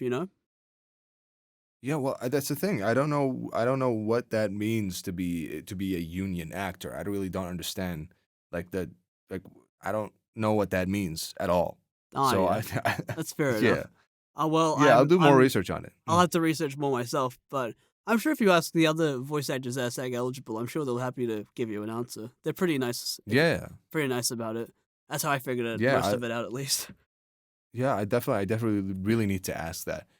Because I really don't know. I'm pretty sure. I think I'm SAG eligible, and I would like to know what that means. I don't. I really don't know what it means. Yeah, Because I think Hisham is in the same anime as me, so like he's yeah, SAG eligible as well, but he didn't do anything. So I'm like, okay, so I don't understand what that means basically. But yeah. like other than I don't know if Hisham's like promoted that or anything, or maybe he wants to be non-union still. But yeah, what's his life? He can do whatever he wants, and I'm sure yeah, he's happy. What at the end of the day. yeah, But yeah, I, the other goals I have are like also super specific. But I have hopes that they will happen because I think it's possible. Um, yeah. voice in Smite, voice in Genshin Impact, and voice in Mm. Cookie Run. Ooh. Because I know for those three, it is possible for remote voice actors to actually record for them. So like, Mm-hmm. if I get even one of those, I'll be set. I'm happy for the rest of the year. I don't care what I get, man. But That's amazing. honestly, Yeah. if I accomplish any of those goals, I'll really be happy. And if I don't, that's okay. We'll just continue to next year as long as we just keep pushing forward. Yeah. Yeah, man. I really, really, really wish you the best with those goals, man. I really hope you get like I hope you get them all. I hope you get them all, man. I Me hope too, that man. because Appreciate that'd be it. awesome. Yeah, man. And also my goals for this year, my number one goal, I really don't have a goal other than this for this year. Yeah. And I'm late. I'm late for this goal because I was on hiatus for 8 months and I would have done this so much earlier. Uh huh. Um, which is get an agent. I also want to get Ah, signed yeah. to an agent. Yeah. And basically, I had an opportunity with an LA agent as well. But they haven't gone back to me. Like I auditioned for them. I did a studio session with them, like remotely, obviously, Oh yeah. and they got my material and everything. But they're still reviewing it. Like I messaged them about 2.5 weeks ago, Oh cool. and I just got back. Yeah, they were just like, yo, no, I messaged them after the audition. The audition was like a month and a half ago. Yeah. Um, so they were just like, "Oh, we're looking through auditions. Slowly, we'll get back to you ASAP." And I Oh still yeah. haven't heard anything. So when I auditioned for this certain agency that is somewhere in the world that is not specific to any certain agency at Mm-hmm. the moment, Uh huh. because I Yep. cannot announce anything. Uh, basically, when I auditioned, I did all my reads in a North American accent and maybe one in a British accent. I'm really not sure. Um, mm. but yeah, I think maybe like I should have, like you said, played to my strength and maybe did an Arabian accent like one time. Maybe I should have tried that with one of the reads. Oh, dude, Or like play, you should totally done an Arabian accent, dude. yeah, I don't know. I really didn't do that because my natural accent is the North American accent. Like I'm not playing Yeah. up an accent right now. So, I was just doing it as natural as I mean, if your possible. North American's like really strong and you're confident, that's perfectly fine Hmm. too. But like if your Arabic is more stronger, then maybe try one read or something with that, you know? Yeah. Well, okay. I mean, I've sent it over. I'll see maybe if they don't accept it, I'll definitely do. And then if I have to do another one, Yeah, I'll definitely take I your mean, advice. worst case scenario, 6 months, try again. And Hmm. they're not gonna hate you forever or blacklist you, so you know. Yeah, yeah. Yeah, man. So wait, so question. So you said you wanted to get signed, you were freelancing with an agency. So how did it go with I'm sorry, before we do that, how much time do you have? Because I don't want to take too much of your time. Oh no, I've got plenty of Uh time, dude. We can go as long as you want. Hell yeah. Fantastic. Because this is gonna be a longer episode. I'm having a lot of fun. I hope you're having fun as I'm well. having a lot of fun, Uh dude. that I'm really glad because this is like so interesting because we're talking about stuff and we're like, oh shit, we're doing the same stuff. We're talking about the same shit. We're Yeah, like, yeah, you're under- almost the same person, except you've been in an anime and I've not. man, you're gonna get that soon. You are so talented, genuinely. Oh, thank you, You man. are like, I'm like the stuff I see of you is hilarious. Like the stuff that you post, and like the memes and stuff. I love it. I love it genuinely. I really Oh, love that. That's the appreciate you, type of man. energy. Thank you. That's the type of energy that I want to put out. You should, man. You should, if you want to make some shit, just make shit, man. Yeah, true, man. I'm trying to get into that type of stuff slowly, but because I've always been such a professional person. Like I don't post memes on main. I don't like. I used to like I mean, strictly. it depends Mhm. what you like. You know, if you want to be like quote unquote professional, you totally can. It's like if you want to Yeah, do it, you do it. But if you don't want to do it, don't feel like you have to do it. You know? yeah. But the thing is, I'm learning to express myself more. Yeah. I'm trying to learn how to be myself and to show myself more and not be afraid of that. So that's what I really want to do. Um, But I wanted to ask you Yeah. about how did it happen with Big Mouth? Like, what was the story there? Oh, both Are big. you just freelancing with them? Oh, with Big Mouth Voices. No, I'm signed with Big Mouth Voices, so they Mm. handle pretty much all the New Zealand stuff, really. Um, Oh. but yeah, over time, like when I signed, it was mainly like New Zealand and Australia, but now it's like people all over the world now. So it's like UK, Canada, America, Singapore, wherever really, India. Mm. So like, and honestly, dude, I think they would love to have you, man. So Oh. if you go into Big Mouth Voices website, you follow Mhm. the instructions on how to join. I think they'll love to have you, bro. And if honestly, I'm pretty close with the head agent, so I'm happy to give you a referral or something if you would like. Oh man, thank you very much. I'll see how it goes with my current opportunity, and Yeah, if with nothing happens there. but yeah, Yeah. I don't know if you know him, Todd Habercorn. He's on Big Mouth Voices. He got added recently, which is crazy. Um, I don't know. I've heard his name, but I really don't know him personally. he voices Natsu in Fairy Tail, and he's done a lot of other stuff. He's Jocko in Dragon Ball Super, and Oh, he's done a lot of anime. Oh, that's all that's I'll very say. interesting. And yeah, Reese Bridger, they're from the UK. They're also with Big Mouth too. Sammy, who I mentioned earlier, they're in Singapore. They're also with Big Mouth Voices as well. So Big Mouth is like it's this New Zealand agency, but they're accepting to like everyone around the world. So That's so interesting. I thought I thought Big Mouth was based in the U.S. Actually. okay. So here's the thing. There's another Yeah. Big Mouth agency in the US. Oh. So that's Big Mouth Talent, and that's in Chicago. The one I'm with is called Big Mouth Voices, and that's in New Zealand and Australia. Oh, bro, I was so confused. I was like, wait, aren't they in Chicago? And you're like saying New Zealand, and I was so confused there. Oh. So they're based in New Zealand and Australia. That's the type of stuff that they work on? Oh yeah, Or so the type of jobs that, yeah. they're based in New Zealand, Australia, and recently the UK. But yeah, yeah, I think but they also handle jobs within specific sectors as well, if I'm not mistaken. Or they'll Yeah. get people to read from other countries for New Zealand scripts or something like that, or games. So That's yeah, very interesting. Yeah, I might hit them up actually. I'll see what the exclusivity is with Beep, yep. and I'll see. Yeah, man. I'll see. Yeah. Mhm. Honestly, whenever you let me know when you're submitting to them, and send me a Mhm. message, and I'll message Sarah, who's like the head agent, and I'll refer you. Bro, thank you. You are so nice. You're too nice, man. This is really. Nah, I'm no really worry. I'm really Nah, thankful. don't worry about it, man. It's all good, man. Thank you. What's coming is gonna be awesome. When you finish uni, you're gonna have more time to like focus on like the actual. I think for me, when I finished high school, I think the uni is very different, obviously. But when I finished high school, I was like, damn. Now I got all this time. Now I got so much time to focus on my work, to focus on like the business side, put myself out there, meet new people.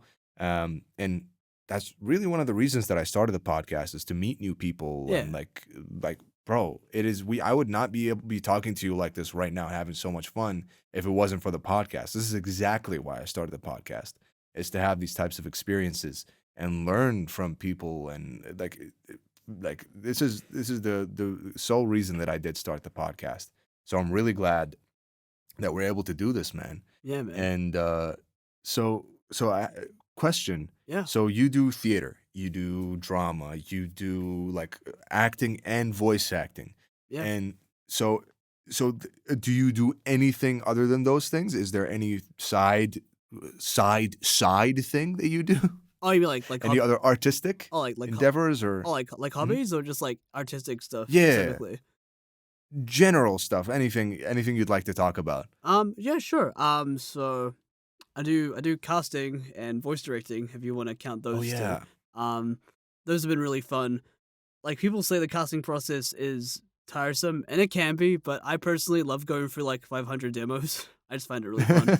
Um, Yeah. but yeah, apart from that, I like creating JoJo stands and making them. Um, Mm. I released one today actually. Been doing a stand Oh, challenge each month with one of my close friends from New Zealand. She's been drawing yeah. all of them. I've been like making like Oh yeah, I little saw rains and it. stuff.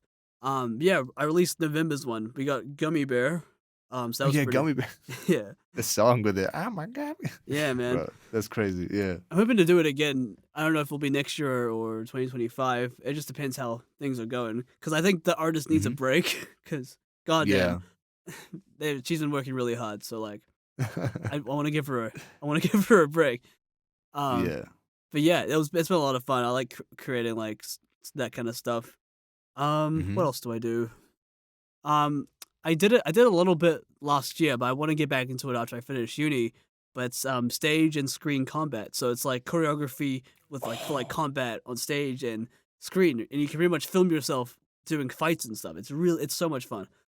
that's so cool. What? Yeah, there's different kinds. That's so cool. You do like fist fights, kick fights, sword fights, all that stuff. Wow. That's amazing. But yeah, That's so interesting. I didn't know that was a thing that you could like. Well, I knew you could learn it, but how like do you basically go to classes? How does that work?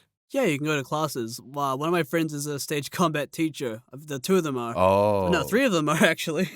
oh, So it's like I can just rock up to their house and just fight them, I guess. that's you just prepare for combat. I'm at your house. Come on, come on, come on out, come Yeah, on out. I it's got a sword. like filming stage fights are like even but especially screen fights. They're not what you expect, and that's like, and I mean that in the best Mm, way because it's just it looks like you're getting hurt, but you're actually not getting hurt. It's yeah, it's really fun. Um, that's we awesome. there's a lot of stunt stuff slash combat stuff here in New Zealand that we got to do a lot, especially with Power Mm. Rangers because Power Rangers was filmed in New Zealand for a while. Oh, Recently, yeah. they just went back to the to America. But like it was sort of like a joke, whereas like if you're a stunt performer or a stage combat person, doing Power Rangers was like a rite of passage, you know. But like we don't have that Yeah. anymore, so like how do we? Oh, Yeah. yeah. Man, that's so cool. And wait, so what projects have you done casting for? So I think the most popular thing I've done would be so for Cabin Tales, so it's an Ooh, audio horror series by yeah. created by Thomas Halley, who is a Canadian producer and writer, and he's phenomenal guy. Mm-hmm. Yeah, it's just a bunch of like scary, spooky Halloween stories. We're doing a second one next year. Oh well, it's TBA, Yeah. but I'm guessing it's gonna be Halloween next year. Because that just seems Mm. perfect. And yeah, hoping to do casting again. I'm also casting director at Crash Taco Studios, which is a indie animation company in the UK. Um, Mm. so yeah, I work with the main creator Lou, and we pretty much get like emails like people to want to join the roster to be on board these projects and all that stuff. We're actually gonna be launching a Kickstarter for one of the things that I'm in pretty soonish, I believe. So yeah, hopefully Mm. that goes all good because I want to get a keychain of my character next. That'd be pretty cool. but Yeah. yeah. Apart from that, I another one I did was for another thing that I announced today. It was for I did some additional casting for a thesis film called Prishan the Peacock, Oh which yeah. is a animated film, but like the majority of the cast is Indian, which is really cool because Man. like the creator's Mm. Indian, most of the voice actors are Indian, and I think it's gonna be really cool once it all That's comes out. so cool. Yeah. But yeah, that's it so far. It's like not bad for my first year, Yeah, that's amazing, man. The fact that you're doing like a casting, I think that is such a cool avenue in like the process of creating like a podcast or like a anything, any sort of uh collection of actors. I think that is very, very, very, very cool. And I've never really done casting myself. I did like for one project, and that was I did a quote unquote series. It was just two parts. I was doing dubbing the comics for God of War: Fallen God, Oh, nice. the comic series. Yeah, and I did two episodes. The first one was basically just me, I think, and yeah, it was basically just me, and I was voicing like two characters and like some extras. And then the second episode, I had to cast someone as Athena from God of War, and I basically just went to Voice Acting Club and looked in the talent VA directory that they had, and I found wonderful voice actress. Her name was Ariana Rosario, and Oh my God, I yeah, know her. She's actually in a project that I'm in that oh, we're doing the Kickstarter for. Um, that's awesome. yeah, she's amazing. She's awesome. yeah, she's really cool. And at the time, she had like she did unpaid stuff, so I just gave her the lines for Athena, and she sent them to me.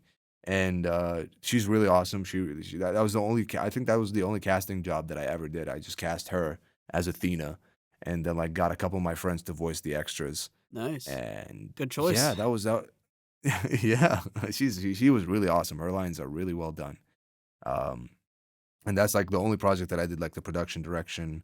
I mean, other than the theatrical act that I did the direction and writing for, this one I did the. I just it was like a small series on YouTube that is still up on YouTube. Doesn't have that many views, but I was like I worked hard on it. I'm really proud of it. Hell yeah. And yeah, dude. It's really awesome that you're doing so many things on camera, theater, voice acting, casting. That's so interesting. I really want to do all that type of stuff. I really want to get into all that type of stuff and try new things and like do like I also want to maybe sometime in the future when I have more experience in like acting and everything, I want to do casting. I want to do on camera stuff Hell yeah, as man. well. Like, dude, you know, seeing you do this stuff is very inspirational, and hearing all this stuff is really inspirational to me. And I really, really, really want to do all that type of stuff. I appreciate it. And Appreciate that. Words. I appreciate it a lot, man. As you can tell, I'm of really bad. course, I'm really bad taking compliments. It's just like something I wasn't used to as a kid, you know. So like, I really appreciate that, man. So I of course, I man. wish you all the best on that, man. I hope you get as far as you would like to be. I really appreciate that. I'm right now I'm focusing on voice acting, but once I get the ball rolling in voice acting to the way that I want it, I will definitely really, really want to look into that, all those other avenues, and really want to like learn more about them. Nah, Because I'm a fair enough. person, I'm most in my element when I'm trying out new shit and I'm in front of people and I'm doing stuff and I'm talking with people and stuff like that. That's when I'm most in my element, and people with people who want to collaborate and work on stuff or like want to witness a performance. Those are the people that I really resonate with, and that I really want to be surrounded by to collaborate with and stuff like that. That's the stuff that I really want to do. Um, and so basically, through this conversation, I see like you have a fire burning inside of you type of thing that I felt like that type of inspiration and that type of energy from you, and which is something that I really really resonate with myself, and I really like wonder what is your inspiration, like what motivates you, what inspires you, and how do you maintain like that type of energy? Wow, that's quite a question. Wow. Um. Yeah. Okay, this is gonna be quite a deep answer here, but Mm. yeah. So pretty much when I was like really when I was a kid, pretty much, I didn't really have a lot of friends growing up. So like, my I guess you could say my escape was, Mhm. my best part of my childhood that I can remember as early as I can go back was coming back home from school, just finishing my homework, all that stuff, and watching TV. And, Mm. cartoons, like, they made me really happy. Like the voice acting, the animation, and just everything makes me happy, so that's like a thing that always gets me going, so like Mhm. if I can make someone, literally anyone, like as happy or just as happy or even more happy with like a performance that I've done, then that's something that I'll always like treasure. And when I got like That's messages from beautiful. people that Mhm. that really liked my work and like certain things, it was it was like a full circle moment. But I want to continue that, because it just keeps me going, and also because you know, there's also a part of me that wants to keep proving my parents wrong, Like, I don't have to be a doctor Mm. to be happy. I can be happy with Yeah. whatever I want. I know that sounds kind of vain, but like I love proving people wrong because it's Mm. satisfying as hell, dude. I'll tell you, tell you that. Yeah. Because it keeps you working. It's not the sole purpose of why I do things, but it's kind of cool though. It's like a little cherry on the top, Um, Yeah, it's like a push. It's a little push to do even better. yeah. And with New Yeah. Zealand right now, because I'm New Zealand and I'm Indian, so like Mhm. two groups of people, that are severely unrepresented in like the Western world. So like Yeah. If I if in so I want to help more Indians and more New Zealand people Mhm. be more heard, I guess, because us New Zealanders, we sound we don't all sound like Taika Waititi. We have different accents. We Yeah. have depending on where you're from, and don't just cast Australians as New Zealanders. Because that happens quite a lot, unfortunately. Yeah. And nothing against Australians because they're pretty accurate. To be honest, we're pretty close and cadence wise. But yeah, Mhm. it's just like just trying to get more people's heard and keep continuing doing things, something that I like doing, and just really going forward through with it, because this is like one Yeah. of the few things that, well, one, I think I'm good at, and two, Mhm. I can genuinely do it till the day I die, so Yeah. or at least That's beautiful. my voice gives out and I physically can't do it anymore, like Bruce Willis or something, you know. Yeah. So, but yeah, it's just something I want to keep doing as long as I live. That's amazing, man. That is really really beautiful. And I'm also trying to understand that and trying to like understand basically myself because I started voice acting and I started acting very late, unlike you, and very late in my life that I discover art and how important it is. And so, like, I'm just trying to learn how to give back. I'm learning how to have that purity of heart that an artist is supposed to have. When you're doing acting, when you're doing that type of stuff, you're supposed to express yourself in the purest way. You're supposed to show a part of yourself that the world hasn't seen before or people resonate with in a certain way. And I think that's really beautiful. I think I'm realizing that beauty in art right now. That's something that I'm learning right now. Yeah, man. And yeah, I will say, because and mhm, you were sorry to interrupt, but I gotta say this. You said you're coming into voice acting late. yeah. I think I think you're lying. Because I think, What? right? I think you're still very, very early, my friend.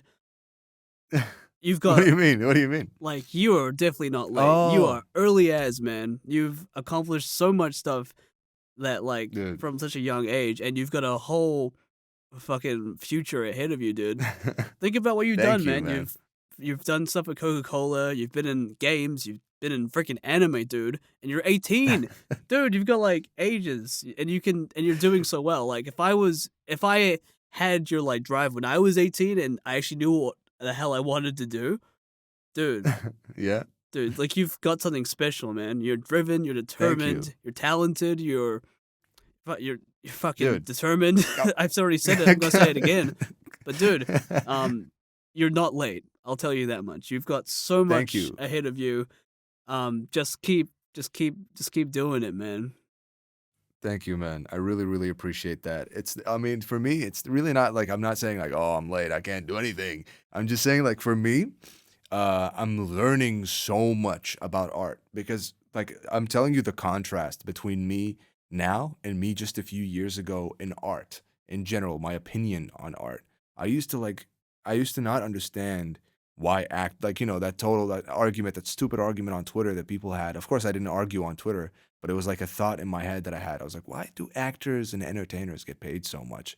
Why are they the rich people? Like they're not doing that much. They're not doing like what is their job? Like that was the kind of the opinion that I had when I was a kid.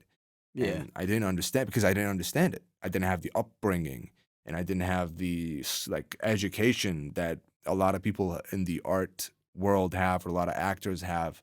Um, so I was just I didn't understand it, and prior to I don't know, something in Kanye West music awakened something in me to love music and to just something resonated with me with hip hop and yeah, just gave me a certain appreciation for music, and couple that with me discovering voice acting and doing like voice acting for the first time.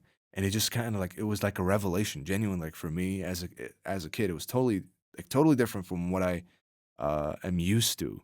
I was like, I didn't acknowledge it as art until this year. Like I didn't acknowledge the fact that I was like an artist until this year. And internally, like of course I said I'm a voiceover artist, but I never really acknowledged how much of an art it is and how much it has to be honed and how much and everything like that. I always like kind of like at the start of my career, I treated it like a business more than a like of course I'm not a businessman. Of course I'm expressing myself and I'm doing acting, but in general, the world of voiceover, I always saw it as a business first when I was like earlier in my career. But now I'm seeing how much of it is artistic and how much of it is a part of someone you're expressing a part of you. And of course, I'm glad I learned the business side and I focused on that side because that is like super important part of being a voiceover artist. Is like it's your small business, you're managing your business. But yeah, that's why I say I'm early. Not I'm early to art, to being an artistic person, and I say that in a very positive way because I realize how much I have to explore and how much I have to learn and how much I have to see, and I think that's going to be amazing. And I think it's not, of course, it's not just me, but uh, I just have that perspective right now, and I wish to really expand, expand my vision, see things in a different light, understand things more, and yeah, that's really what I want to do. Like, Yeah, yeah, man, and I think, you're mhm. like the reverse of me, man. Like, I was more acting first, then business. You're business first and acting. I find that really interesting. Yeah. Yeah, I've always I mean, like I've never like had the someone mentor me or teach me or any education in any of the things that I'm doing now. Nothing. No one taught me anything. I started completely from zero. Absolutely. I started just in 2020 when I began. Was recording audio using my phone, my phone microphone, and I connected to my laptop, and then that's how I sent my auditions. And I did projects for like 6 months with just my phone microphone, I mean, it's and better than that the Blue Yeti. no, I mean actually no, it's not better than the Blue Yeti, but I made it work. I made it work. And I remember, oh my god, bro! I used to process my audio. I used to boost the bass. I used to I used to boost the bass so much, process my audio way too much because like I was on a phone Oh, and I was right, like yeah. compensating. Bro, it was terrible. The audio sounded terrible for a while. But anyway, like what I'm saying is, I started completely from zero, and I learned the way I learned was YouTube. I just watched a bunch of YouTube videos. I listened to advice from voice actors. I listened to Crispin Freeman's podcast. Yeah. Um, uh, bro, what was it? There was a oh my god, how did I forget? I forgot his name. But there's basically so many things that I learned through YouTube and through voice actors and like just did as much research as I could. I literally used to wake up and when I ate, I used to listen to a voice acting video. When I did something, I used to watch like someone talk about voice acting or teach me something, and I did that for a while. But I kind of stopped for a long time because of school, and I just couldn't really like learn and apply and go to school at the same time. So I was just like applying and just working as much as I can and practicing in real life things, and you know got to the point where I am right now, and that's why I saw it as a business at the start because everyone that I watched, every video that I watched, especially like Bill Deweese, uh, he talks a lot about a voiceover being a business and how you're supposed to manage it, how you're supposed to like look at it in this way, and that really helped me to understand how much I have to manage a business and how much I have to like treat my clients like actual customers and like I'm still learning stuff a lot and I'm still you know trying to get a grasp of that. But yeah, man, it's super interesting. Our journeys are somehow so different in a lot of aspects, but there's so many things that like we both relate to and that we both did, and that's that's so interesting to me that we have overlap despite how incredibly different our journeys are, you know? Yeah. Yeah. I think mostly to do with having Eastern parents, because your parents are Indian, right? You said something like Yep. that? Oh yeah, both of them are Indian. Yeah. Yeah. Yeah, so I think it has a lot to do with the fact that the similarities, the crossovers that we have are because our parents are like Eastern parents and not Oh like yeah. Western parents. Yeah, that's a big one. Yeah, man. Well, it was honestly, this was like so fun. And it is so nice. This is the first time that we ever like speak at this length and speak like through a voice chat, you know. So this has been very interesting and very fun. And I really want to thank you for coming onto the podcast and sharing your experience and just talking and having this conversation. And I think this was an amazing episode, man. Thank you. Thank you for having me on, man. I've been wanting to be on here for a while, and also just been wanting to speak to you for a while, honestly. So what a great way to, I guess, break the ice for like what, like 2 hours or something.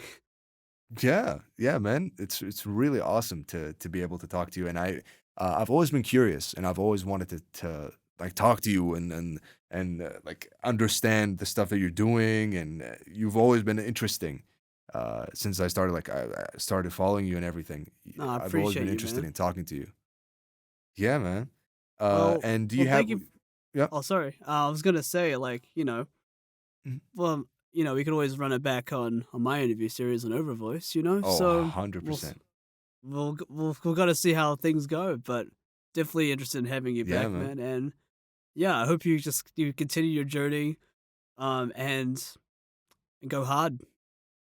Thank you, man. I wish you the best as well, and I really hope you get you nail that audition that you got coming up. You know, this the stuff. That Oh, the with the thing. thing Oh yeah, the thing. with Yes, the yes. with Thank the you, man. people that the certain yeah Oh, you yourself as well, yeah, man. man. Thank you very much. Do you have anything you'd like to promote, talk about, any of that stuff? Please go ahead. You can do that right now. Oh, okay. So I think my main social is my Twitter or X, but it's Twitter. At Vicky the VA. My Instagram is it's me Vicky VA. um, Yeah. um, and I'm saying this now because I don't know when this episode's going to come out. But on the 16th of November, we have a Kickstarter coming out for one of the projects that I'm Mm. in, and I'm gonna do some early promotion and stuff. And it's gonna be really fun. So you should I'm gonna promote it a shit ton. So like you should definitely you should definitely see it and give us money. That'd be awesome. And Yes. yeah, Give him money. Yes. and obviously we're gonna have Hussein here on Overvoice, which you should check out Oh on man. my YouTube channel, Vicky VA. We have around over 10 episodes right now, but Hussein will probably pop in for season 4 or 5 and we'll run it Hmm. back. Awesome, man. That's very exciting. And I'll leave your socials and all the links you want in the comments and in the description. So do let me know. Do send those over. And I really want to thank everyone for listening. I hope you guys enjoyed this episode. This is dropping on Wednesday, by the way. So hope everyone enjoyed the episode. Let me know if you'd like to hear any specific subject, any specific topic. I know my audience doesn't really comment that much, but I'm just saying for the future. Uh, and please tune into the next episode on November 29th, and I'll see you there. Thank you.